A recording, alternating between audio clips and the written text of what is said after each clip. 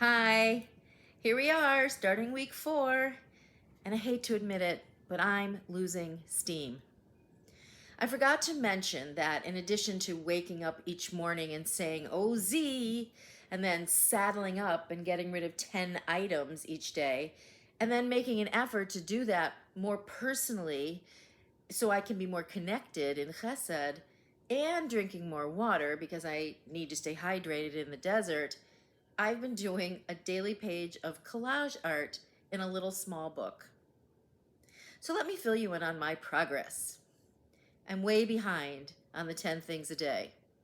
I think I'm at about 80 items when I should be at 200 plus.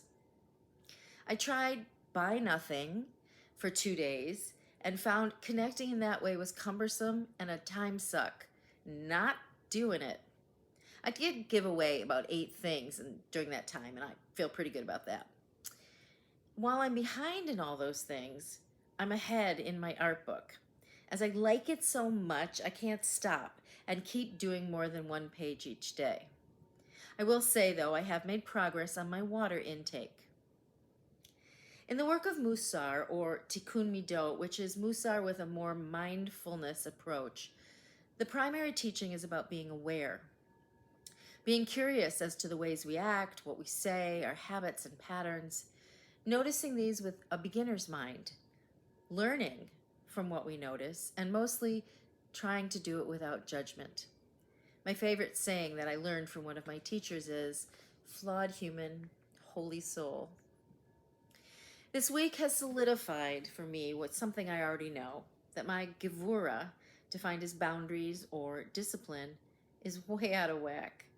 Doing something consistently is not easy for me. I usually think about it in terms of exercise or food, but here it is showing up in many other ways.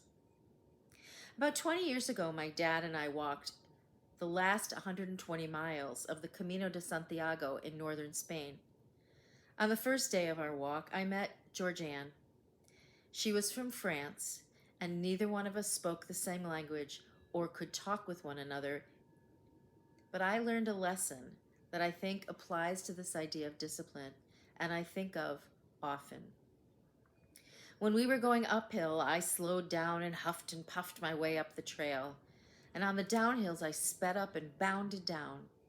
Georgianne, however, took one step at a time and never changed her pace, whether up, down, or flat, all the same. I think of this often.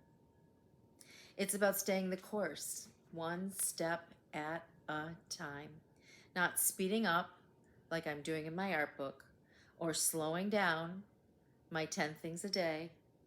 It's that which will get me to where I need or want to be.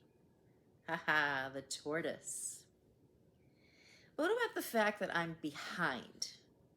Do I need to race and catch up with my items to dispose of?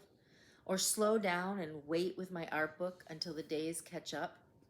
That's what I've been trying to do. But if I'm so concerned with the exact amount, aren't I missing the point? Isn't this more about the process and the learning? So tomorrow, I'm going to get back on the trail. Start from right here. Tomorrow, 10 things, not 100 to catch up. Tomorrow, 1 page, not waiting until the day of the Omer matches the days of pages I've done. So I don't reach 500 items. So I do a few more collage pages.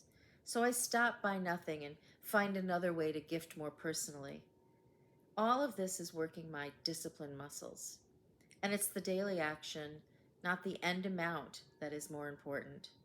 And trying to do it without judging myself. Each day is a new day to practice. I know I will continue to struggle and stumble on the way, and I can continually remind myself that I can get back on and into the groove and not just throw in the towel because I'm not doing it perfectly. Because isn't this what the walk in the desert is really all about? Growing to understand ourselves better in order to reach Sinai and receive the Torah a bit more self-aware? So this week, OZ, saddle up, lovingly connect, and be the tortoise. Bye.